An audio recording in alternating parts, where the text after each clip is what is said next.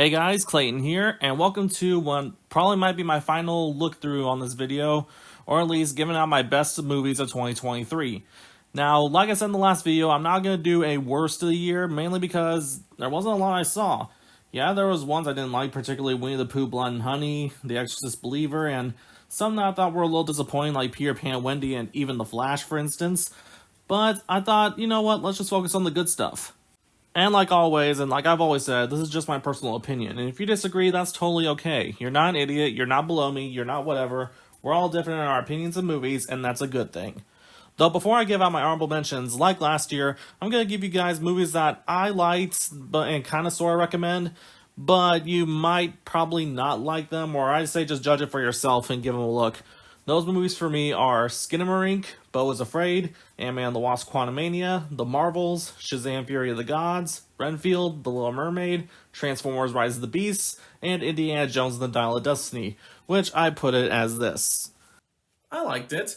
I mean, not the best one in the series, but give it this. Still a better finale for a Lucasfilm property than The Rise of Skywalker. And for my honorable mentions, they are Megan, Knock at the Cabin, Creed 3, Scream 6, Air, the Super Mario Bros. Movie, Last Voyage of the Demeter, Blue Beetle, Talk to Me, Barbie, Elemental, Still, a Michael J. Fox movie, Leo, Dungeons & Dragons Honor Among Thieves, Mission Impossible Dead Reckoning Part 1, just called Dead Reckoning now? Alright. John Wick Chapter 4, and my personal number 11 on this list, Nimona. Alright, let's go through this one last time. These are my best movies of 2023. Number 10, Evil Dead Rise. In this new addition to the world of Evil Dead, we step out of a cabin in the woods and into an LA high-rise apartment. And this change in location not only gives it more of a claustrophobic atmosphere, but also a suspenseful, thrilling, and intense game of cat and mouse, all while providing the franchise's iconic and creative usage of blood, gore, and carnage. The cast is all around great, even if their characters are a little bit one note. The highlights being Lily Sullivan as Beth, and most especially Alyssa Sutherland as Ellie, balancing the hardworking mother and a full-on walking terror. Much like the 2013 remake, reboot, reimagining, whatever, it's shot beautifully. Lee Cronin was able to tribute Raimi's style, all while giving it its own flair. And it's also admirable that they went with more practical effects for the bloodier, gorier sequences. It was so effective that 2 or 3 times I had to look away due to how well they pulled it off, making it look real. And while I do like the 2013 movie, I give this one a little more credit that this has more humorous moments in it akin to the original trilogy, instead of being incredibly bleak and too dark throughout. If you're looking for a bloody, scary good time, then rev up your chainsaw and give this exciting new entry a look. Number 9, No One Will Save You. At first glance, this might seem like something like Don't Breathe, but with aliens and with just as much suspense. However, once a certain moment in the first act happens, it goes places I did not expect it to go.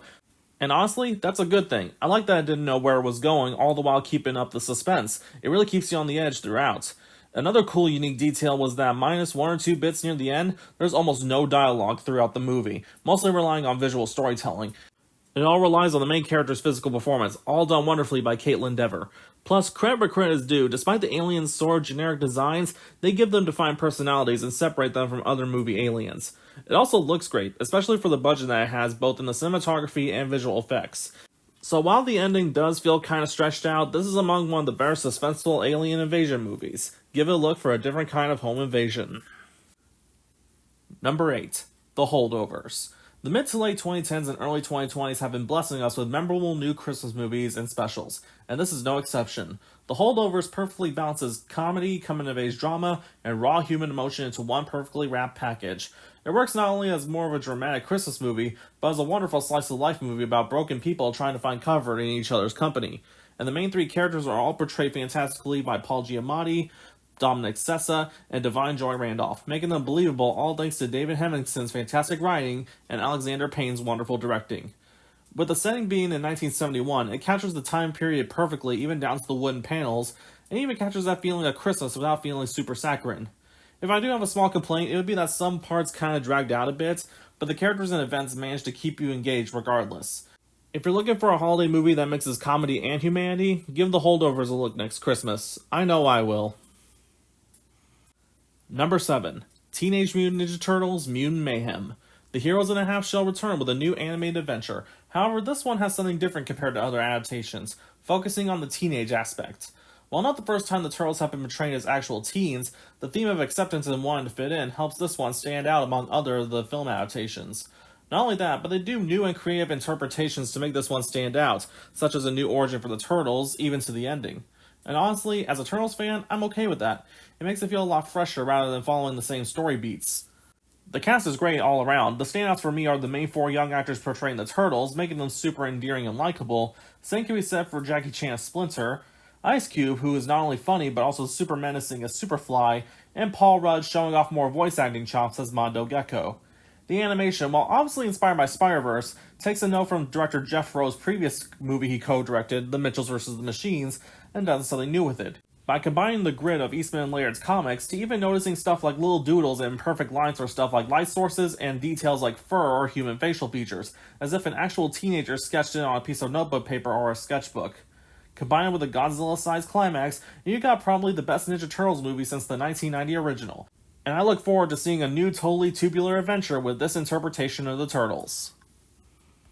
Number 6. The Boy and the Heron. Acclaimed filmmaker and animation legend Hayao Miyazaki returns from retirement to bring, while I wouldn't say it'd be in my top 10 Studio Ghibli movies, it'll probably change among a second viewing, but easily the best movie for the studio since when Marnie was there. Like a lot of Studio Ghibli movies, the animation is gorgeous, the characters are likable, the music is pleasant, and they picked a great voice cast for the English dub. Like seriously, it took me by surprise knowing that Robert Pattinson was the Heron. He also should do more voice acting in the future. But I think what makes this one work, and even stand out, is how the themes can be interpreted. It's a coming-of-age tale that deals with themes of grief, loss, and the futility and pain of war. But a lot of things can be left ambiguous, and some probably won't catch it the first go-round, which could lead to the different, even plausible interpretations of what it could mean. Is it the best Miyazaki or Ghibli movie? Not necessarily. Can it be a bit jumbled at points? Sure. But it's a welcome return to an animation giant, and it shows that he still has a bit of magic left. Number 5. Are You There, God? It's Me, Margaret. I'm starting to notice that a lot of my favorites this year are basically coming-of-age movies, and this one is no exception. While I haven't read the Judy Blume novel it's based on, and from what I hear the movie does it justice, and even Blume, who's a producer on it, said it was better than the book, the best word that describes this movie is real. Granted, the movie deals with a preteen girl going through puberty, but it also deals with things anyone can relate to regardless of gender. Not just puberty, but family and having a crisis of faith. All done classy thanks to the fantastic writing and directing of Kelly Freeman Craig. She manages to capture all these little moments, from the happy to even the embarrassing ones we'd like to forget.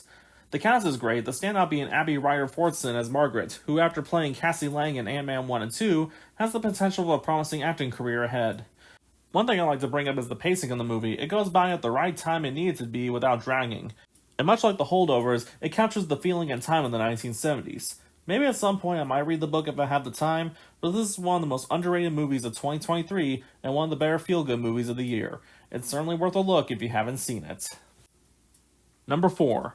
Guardians of the Galaxy Volume 3. The final ride for Marvel's favorite intergalactic a-holes contains the humor and heart that made the first two movies so great, but adds a darker, bittersweet, and even more heartfelt edge that makes it a proper send-off to the characters. I'd even go as far as to say it's my favorite of the three. While the look of it is a bit bleaker and kinda ugly compared to the vibrant and colorful look of Volume 2, and though I liked Will Poulter as Adam Warlock, he doesn't play that big a role. What makes this one my favorite is having to do with expanding on the family theme and furthering the character development of Rocket Raccoon. Don't get me wrong, I love all the characters in these movies, but Rocket is easily my favorite, and the plot focusing on his origins made for arguably some of the darkest and heart-wrenching moments in the MCU, and it's all thanks to not only James Gunn's excellent writing and directing, fantastic visual effects and motion capture, but the villain, the High Evolutionary. Chodwoki Iwuji does an amazing job playing not only one of the best MCU villains, but one of the ones you love to hate, where he wants something awful to happen to him because of how much unbridled evil he gives off. Plus, without giving away spoilers, I love how they don't pull an endgame where a character could have easily been killed off, but instead going for a more bittersweet ending that's just as emotional. It's the best MCU movie since No Way Home, and a great send-off for James Gunn in the MCU. Can't wait to see him take on the new DC universe. Number 3. Oppenheimer. The story of J. Robert Oppenheimer, from the creation of the nuclear bomb to even the flaws of this man, is brought to artistic life by Christopher Nolan. Like a lot of his movies, it looks fantastic, it's wonderfully shot, a great score that finally doesn't overpower the dialogue, and grade A acting, with an Oscar-worthy performance by Cillian Murphy as the titular Oppenheimer in the lead. It's not like the usual conventional biopic, as the movie is told through non-sequential highlights of his life through his ups and downs, and in an added twist, gives the audience a first-person perspective into what his mind has been processing during certain events. And need I say more about the amazing and intense testing the bomb sequence? While the movie goes by at a pretty decent pace for its 3-hour runtime, some parts admittedly kinda drag, but even during those moments, it still keeps you on edge. Oppenheimer is easily Nolan's best movie since The Dark Knight, and I can't wait to see what he comes up with next. Number 2. Godzilla Minus One. The King of the Monsters returns with a new entry from Toho, and while it has the kaiju action and excitement, it comes with an added twist. It's one of the entries in the series where you actually give a crap about the humans. This entry is certainly more human-centric than most, but you care about their struggles and it makes it way more relatable. It's also probably one of the heaviest in the series since the 1954 original, dealing with topics like survivor's guilt, government betrayal, conflicting emotions around national pride, and redemption. While I do like some of the more sillier monster action heavy entries, it's nice to have one a bit more grounded and serious, probably since Shin Godzilla. Speaking of which, while Shin had the big guy at his scariest, this is him at his most threatening, harkening back to him being a force of nature like the 1954 film. Plus, the effects on him were so good, I felt it was hard to tell whether he was CG or a traditional guy in a suit. It's that good. Am I looking forward to what the MonsterVerse Godzilla has in store? Absolutely. But I'm also going to look forward to see what Toho has in store for their kaiju in the future. And my pick for the best movie of 2023 is Spider-Man Across the Spider-Verse. The highly anticipated sequel 5 years in the making, and the wait is totally worth it. Like many great sequels, it has a lot of elements that made the first movie so great, but expands on the world/universe, as well as the central themes of the previous entry. Like the first movie, the animation is outstanding, combining elements of 2D, 3D, even bits of live action, and even Lego. The music and soundtrack is outstanding, the characters are all memorable and likable. They took a ridiculous and kind of silly villain like the Spot and made him an intimidating threat near the end, and the action is fast, intense, and full of adrenaline. The chase between Miles and the other spider people had me on the edge of my seat.